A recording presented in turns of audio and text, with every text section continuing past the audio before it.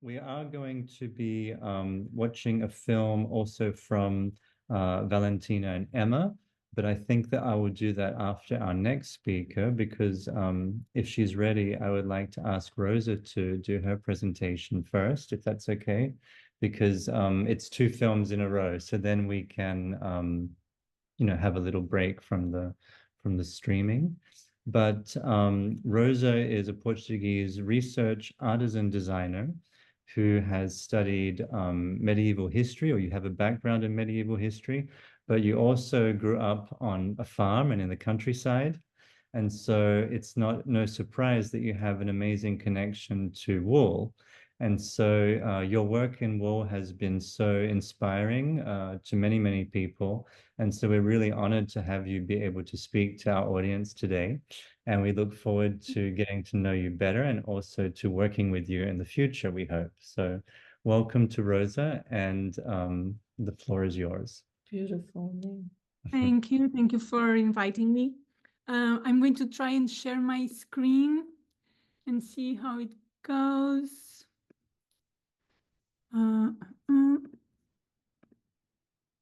So, is it working? Perfect. Okay, good. So, my name is Rosa. I didn't actually grow up on a farm, but I did live in the countryside for a few years when I was a child, and that influenced me in several ways. Right now, or for about 15 years now, I have a small company based in Lisbon. That's mainly a knitting shop, or that's how it started. And for over 10 years, we've been focusing on making yarns for the knitting community made from Portuguese wool, made from local wool. This is not, well, nowadays there are fortunately a lot of small companies doing this kind of work, and we need many more. But back in the day, it was a new thing. So when I started going up and down the country, visiting the spinning mills and trying to discover how I was going to do this, everybody told me that this was a terrible idea and that Portuguese wool wasn't good enough, that I should give up. But, well, I didn't. And here we are. So we're a small company. We have 8 people working with us now. And I think we've been we have some success. And what we really want to do is to create yarn that is entirely traceable. So we work directly with the shepherds, with the sheep breeders associations, and we try to get to know these different wools very intimately so that we can create the best yarns from each one of them, because European wools, as you know, aren't easy. They're not the softest wools. They're not the longest wools. So it takes a lot of work. And the fact that I'm also a knitter and a spinner allows me to design yarns that I know will work, because I know the characteristics of each of the wools in a very intimate way. And then when I go to the mill, I can take this knowledge that I have from the hand spinning process to the manufacturing spinning process, which is more or less the same, only done by machines. Another very important thing for us is that we are paying the sheep farmers well above market prices, because, as you know, wool right now has almost no, or Portuguese wools, coarser wools from Europe don't have a lot of commercial value. We have 16 different breeds in Portugal. Currently, we work with 7 breeds. Some of them are very coarse wool breeds, and only 3 of them are fine type wools.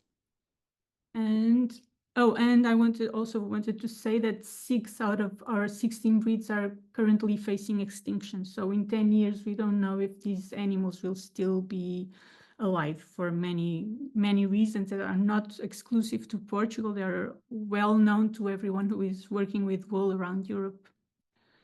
I also do textile research. It's something that it has to do with my background studying history. So for many years, I've been studying the history of woolen textiles in Portugal, focusing mainly in our knitting traditions, which are not very well known, maybe because of what Lee said at the beginning of the event today, that maybe the Portuguese are not so good about telling the world what they're good doing. We have beautiful and very unique knitting traditions, both in mainland Portugal, but also in the islands, in the Azores and Madeira. But unfortunately, they haven't been studied, and many of them disappeared before they could be properly studied. Right now, I'm apart from other things, I'm working with a museum in Madeira and a group of researchers from there, and studying the local knitwear from Madeira. They have some very interesting local traditions around sweaters and cardigans and some typical knitted hats. And there's going to be a publication, and I'm quite excited about it. And if you visit Madeira, there's a very nice, very interesting exhibition that just opened this week about the wool traditions in the island that in this museum, Museu Etnográfico de Madeira. So I invite you all to come. Something I also do is designing knitting patterns for the knitting community. And last year we started producing our own manufactured knitted garments, because we had a lot of people who came to us and said they wanted to support our work in some way, but they weren't knitters. So it was very important that we could produce some ready-to-wear items. So this is the first thing that we made last year. It's a cardigan and it's soft. So there's this prejudice around native European wools, that they're not soft, but in fact, if they are, if all the process from the sheep breeding to the shearing to all the process, all the steps of the transforming of the raw matter into the final product is done correctly, you can achieve very good results and you can make very good quality yarns, and that's what we are focused on. Now, this year, we also started producing felt. We had to go to Spain because in Portugal, there's nobody making felt now. And we make this felt from the byproduct of our own yarn production, which is exciting for us, because there is always a lot of wool that is discarded during the spinning process and cannot be made into yarn. So the fact that we could create a very good quality product from the byproduct was, of course, a very good idea, and we've been developing products for using this felt. Something that we're also focused on right now is developing and being able to supply Portuguese yarn from native breeds to designers and to small fashion labels that are interested in making garments from traceable wool. And we've recently contacted a small company that's developing materials for bioconstruction. I don't know if you know, but right now there's a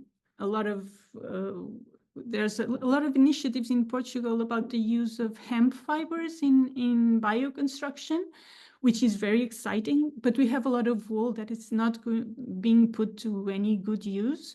And if wool byproducts can be integrated in this kind of bioconstruction materials, it would be wonderful for us and for the planet, I'd say.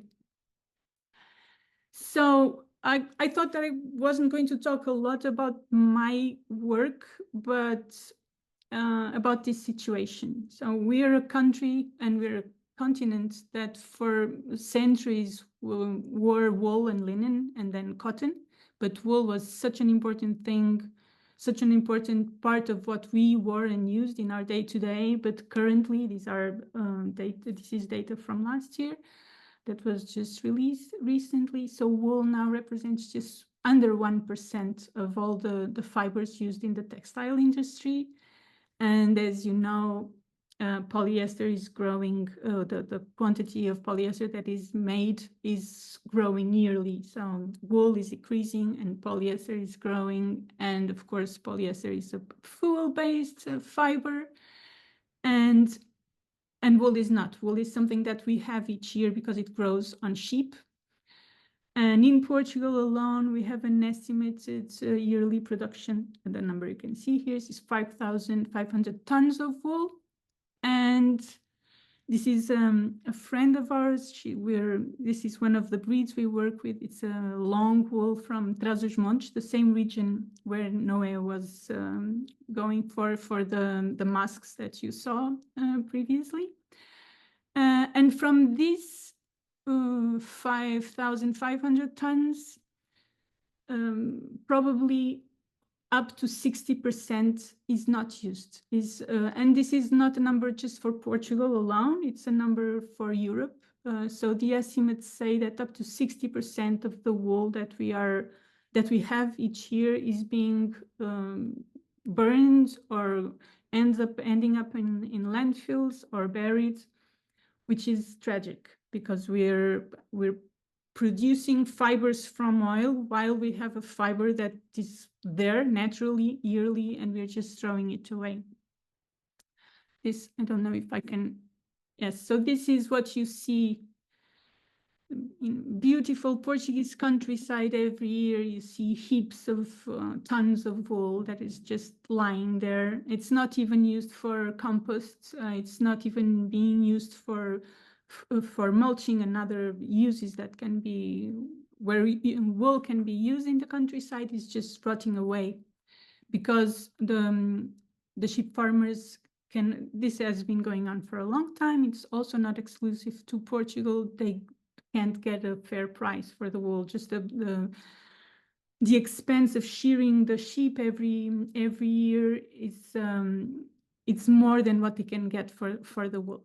So this is what I wanted to bring here today. My message today is that we all need to use more wool in our products, and because there are designers here and interior designers, we need to bring wool back into our homes where it was for centuries. These are just some examples of uses for wool. It's of course great if you can use any type of wool in your products, but if you use local wool, if you use European wool, or here we're talking about Portugal, if you can use Portuguese wool, then you can make a change because, first of all, here the question of traceability nowadays, every day we're seeing brands using greenwashing and communicating their products in ways that are not very clear. And sometimes they say a garment is made of wool, and then you go and see it's 20% wool. And even that wool, you don't know where it came from. It's actually cheaper to have wool shipped from China or from across the world, from Australia, than using the local wool. So it's important to, when we work with people who supply you wool, to demand, to know where this wool comes from and to demand traceability. The use of local wool has a lot of benefits beyond the benefits of just using wool alone. And one of the most important for me, talking about Portugal, is that we can have final products that have a very small footprint, because we still, and I'm not sure this is going to last if things don't change, but right now we have all the steps of the process of processing wool in Portugal. We have the sheep, we have the scouring plants for washing the wool, we have the spinning mills, and we have the fashion industry that can produce the final garments. So in the end, you can have a sweater or a garment that just traveled a couple of 100 kilometers from the animal to the final product, and that is very important. Of course, wool is not just wool; it's a full system, cultural, economic, and we just have had terrible wildfires last month. well, everything is connected. And so I added these few things, among others, that the use of wool can promote. And this is a question that I get a lot. Is it soft? Is it good enough? And is Portuguese wool soft? Well, it can be. Some of it is. Most of it is not. But I also think we have this very big problem with, or maybe an obsession around softness. We don't need all our woolens, all our wool products to be soft. We need them to be high quality, long lasting, and local wools, native wools can be integrated in a lot of products that don't necessarily have to be soft. Although I do know that the clients complain that their rugs should be softer, their wall hanging should be softer. And I think it's up to all of us in the industry and to the designers when they're talking to their customers to educate them, to promote higher values. And here we're talking about hope. So I think this is an important message. We all have to think about what's in stake here. And well, to end, this is a photograph of one of the shepherds we work with, and he's wearing one of our cardigans. He has a beautiful flock of an endangered sheep breed from the north of Portugal called Churrabadana. His name is Almerindo. And that's that. Thank you. Well, thank you so much. This is endearing with the word dear in it. I love the way you manage this product. I think it's happening all over the world, this concern we have about the waste of wool. It's definitely a big, big issue. It's a movement now. It's a movement. It's a world wool movement. But it needs to grow. It really needs to grow.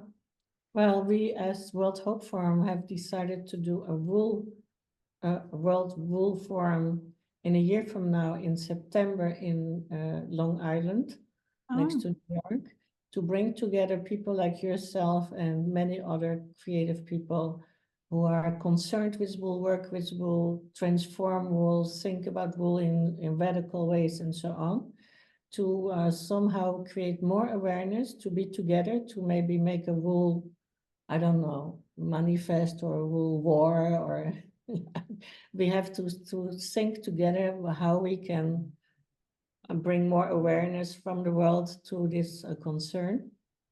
And so I'm looking forward already. Today we saw a few pretty amazing projects, and your talk is right on. So this is going to be a very important so it's an official invitation to come to the World Wool Forum in a year from now with Rosa. I'd be honored. Thank you. Thank you so much for your talk. It was wonderful. Yeah. So before we go to